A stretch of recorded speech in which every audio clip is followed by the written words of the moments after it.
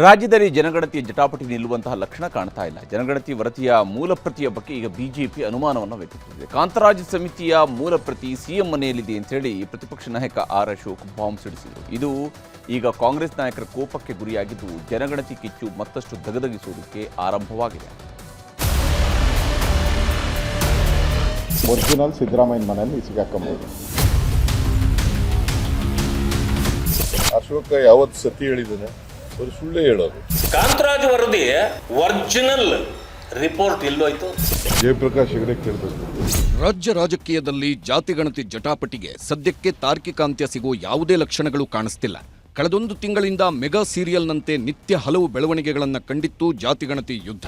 ವರದಿ ವೈಜ್ಞಾನಿಕವಾಗಿಲ್ಲ, ವರದಿಯಿಂದ ಕೆಲ ಸಮುದಾಯಗಳಿಗೆ ಅನ್ಯಾಯ, ಸದ್ಯದ ವರದಿಯೇ ಔಟ್ಡೇಟೆಡ್ ಅಂತೆಲ್ಲ ರಾಜಕೀಯ ಹಾಗೂ ಸಮುದಾಯ ಮುಖಂಡರು ವಾಗ್ದಾಳಿ ನಡೆಸುತ್ತಿದ್ರು. ಈ ಮಧ್ಯೆ ಈಗ ಸಮೀಕ್ಷೆ ಮಾಡಿದ್ದ ಕಾಂತರಾಜು ವರದಿಯ ಮೂಲ ಪ್ರತಿಯೇ ಇಲ್ಲ, ಇದೊಂದು ಫೇಕ್ ವರದಿ. ಈ ಬಗ್ಗೆ ನ್ಯಾಯಾಂಗ ತನಿಖೆ ಆಗಬೇಕು ಅಂತ ಆರ್ ಅಶೋಕ್ ಸಿಡಿಸಿದ್ದ ಬಾಂಬ್ ಈಗ ಧಗಧಗಿಸೋಕೆ ಆರಂಭವಾಗಿದೆ. ಬಿಜೆಪಿ ನಾಯಕರ ವಿರುದ್ಧ ಕಾಂಗ್ರೆಸ್ಸಿಗರು ಕೆರಳಿ ಕೆಂಡವಾಗಿದ್ದಾರೆ.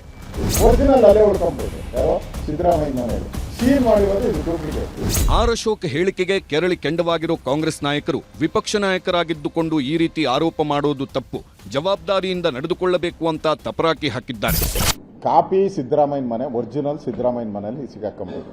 ವರದಿ ಅಲ್ಲಿ ಸಿಗಾಕೊಂಬಿಟ್ಟಿದೆ, ಕೊಟ್ಬಿಟ್ಟವನೆ. ಒರಿಜಿನಲ್ ಅಲ್ಲೇ ಉಳ್ಕೊಂಬಿಟ್ಟಿದೆ, ಯಾರೋ ಸಿದ್ದರಾಮಯ್ಯ ಮನೆಯಲ್ಲಿ. ಸೀಲ್ ಮಾಡಿರೋದು ಇದು ಡೂಪ್ಲಿಕೇಟ್, 100% ನಕಲಿ. This is authentic document, is not A BJP document, it is A government document.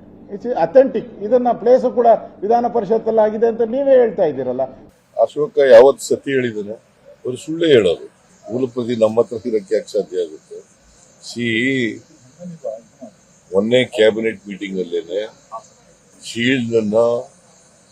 Shield cover ನಲ್ಲಿ ಇತ್ತು, ಅದನ್ನು ಓಪನ್ ಮಾಡಿದ್ದು ಎಲ್ಲರಿಗೆ ಕ್ಯಾಬಿನೆಟ್. ಇದು ಬ್ಯಾಕ್ವರ್ಡ್ ಕ್ಲಾಸ್ ಕಮಿಷನ್, ಒಂದು ಇಂಡಿಪೆಂಡೆಂಟ್ ಏಜೆನ್ಸಿ. ನೀವು ಹೋಗಿ ಅವರ ನಮ್ಮ ಜಯಪ್ರಕಾಶ್ ಹೆಗಡೆ ಕೇಳಬೇಕು. ಸಿದ್ದರಾಮಯ್ಯನವ್ರು ಹೆಂಗ್ ಅದ್ರ ಬಗ್ಗೆ ಅವ್ರ ಮನೆ ವಿಚಾರ ಅವ್ರೇನು ನೋಡಿಲ್ಲ. ಅದನ್ನ ಅಲ್ಲೇ ಕ್ಯಾಬಿನೆಟ್ ಅಲ್ಲಿ ಅವ್ರೇನು ರಿಪೋರ್ಟ್ ಕೊಟ್ಟಿದ್ರು ಅದೆಲ್ಲ ಕಂಪ್ಲೀಟ್ ಸೀಲ್ ಮಾಡಿ ಕಂಪ್ಲೀಟ್ ತಂದು ಕ್ಯಾಬಿನೆಟ್ ಅಲ್ಲಿ ವಿಡಿಯೋ ಮಾಡಿ ಓಪನ್ ಮಾಡಿದ್ರು. ಸೊ ಅವ್ರ ಹೆಂಗೆ ಆ ರೀತಿ ಸುಳ್ಳು ಹೇಳ್ತಾರೆ? ಬಹಳ ಜವಾಬ್ದಾರಿ ಸ್ಥಾನದಲ್ಲಿ ಇಟ್ಕೊಂಡು ಹಂಗೆಲ್ಲ ಮಾತಾಡಬಾರ್ದು. ಆಮೇಲೆ ಈ ಸದಸ್ಯರನ್ನ ನಾಮಿನೇಟ್ ಯಾರು ಮಾಡಿದ್ದು?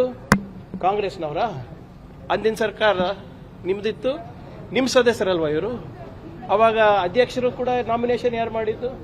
ಇವರ ಎಲ್ಲ ದತ್ತಾಂಶಗಳಿಗೆ ಅವಾಗಿನ ಬಿಜೆಪಿಯಿಂದ ಆಯ್ಕೆಯಾದಂಥ ಸದಸ್ಯರೇ ಸಿಗ್ನೇಚರ್ ಮಾಡಿ ಇವತ್ತು ವರದಿ ಕೊಟ್ಟಿರೋದು.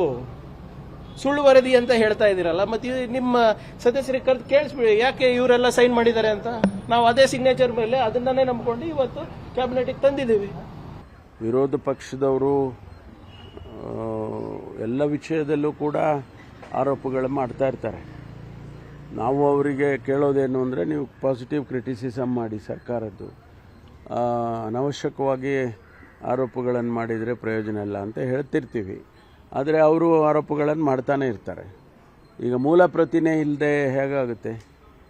ಮೂಲ ಪ್ರತಿ ಕಮಿಷನರೇಟಲ್ಲಿ ಇರಲೇಬೇಕಾಗ್ತದೆ. ವಿಪಕ್ಷ ನಾಯಕ ಆರ್ ಅಶೋಕ್ ಎತ್ತಿರೋ ಪ್ರಶ್ನೆಯಿಂದಾಗಿ ಬಿಜೆಪಿ ನಾಯಕರು ಮತ್ತಷ್ಟು ಉತ್ಸಾಹಿಗಳಾಗಿದ್ದಾರೆ. ಇದೇ ವಿಚಾರ ಮುಂದಿಟ್ಟುಕೊಂಡು ಕಾಂಗ್ರೆಸ್ ನಾಯಕರ ವಿರುದ್ಧ ಸಿಡಿದೆದ್ದಿದ್ದಾರೆ. ಬಿಜೆಪಿ ನಾಯಕರ ಮಾತಿಗೆ ಜೆಡಿಎಸ್ ನಾಯಕರು ಕೂಡ ಧ್ವನಿಗೂಡಿಸಿದ್ದಾರೆ. ಕಾಂತರಾಜ್ ವರದಿ ಒರಿಜಿನಲ್ ರಿಪೋರ್ಟ್ ಎಲ್ಲೋಯ್ತು? ಕಳವಾಯಿತು ಅಂತೇಳಿ ಬರ್ತಾ ಇದೆ. ಕದ್ದವರು ಯಾರು? ಅದೇನು ಒಂದು ಪೇಪರ್? ಯಾರನ್ನ ನೇಮಿಸಿದ್ರು ಕಾಂತರಾಜ್ ಅವರು, ಅವರೇ ವರದಿಗೆ ಸಹಿ ಮಾಡಿಲ್ಲ. ಅದಕ್ಕಾಗಿ ಆ ವರದಿಯನ್ನು ಬಚ್ಚಿಟ್ಕೊಂಡು ನಾಟಕೀಯವಾಗಿ ಹೆಗಡೆ ಅವರಿಂದ ಮತ್ತೊಂದು ವರದಿಯನ್ನು ಪ್ರಕಟ ಮಾಡಿಸಿದ್ದಾರೆ.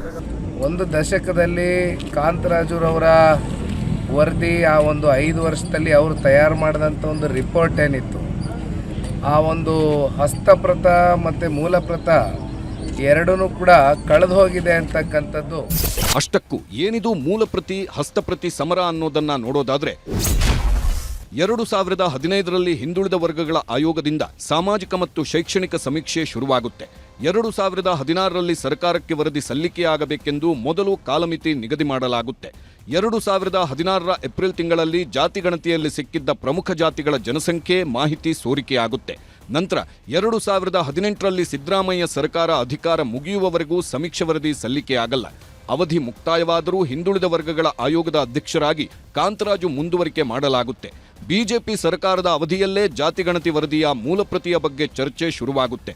ಮೂಲಗಣತಿ ವರದಿಯಲ್ಲಿ ಕಾರ್ಯದರ್ಶಿಯ ಸಹಿಯೇ ಇರಲಿಲ್ಲ ಅಂತ ಜಯಪ್ರಕಾಶ್ ಹೆಗಡೆ ಸರ್ಕಾರಕ್ಕೆ ಪತ್ರ ಬರೆದಿದ್ರು. ಸದ್ಯ ರಾಜ್ಯ ರಾಜಕಾರಣದ ತುಂಬೆಲ್ಲ ಈಗ ಜಾತಿಗಣತಿ ಸಖತ್ ಸೌಂಡ್ ಮಾಡ್ತಿದೆ. ಮೇ 2ರಂದು ಮಲೆ ಮಹದೇಶ್ವರ ಬೆಟ್ಟದಲ್ಲಿ ನಡೆಯೋ ಕ್ಯಾಬಿನೆಟ್ ಸಭೆ ಮೇಲೆ ಈಗ ಎಲ್ಲರ ಕುತೂಹಲ ನೆಟ್ಟಿದೆ. Bureau report, news 18.